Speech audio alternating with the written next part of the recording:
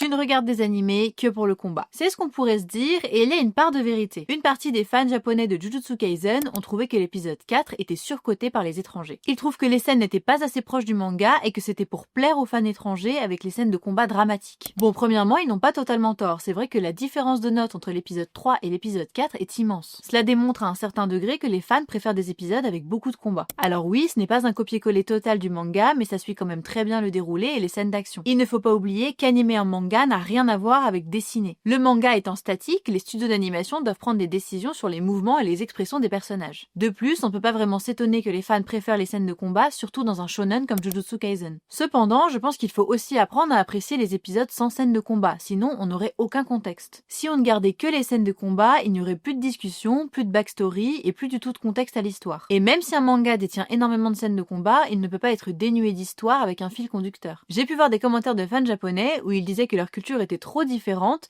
et que nos goûts allaient dénaturer l'animation japonaise. J'ai senti un petit ras-le-bol du côté des fans japonais, mais je trouve ça intéressant qu'on se remette en question sur les pressions que l'international exerce maintenant sur les studios d'animation.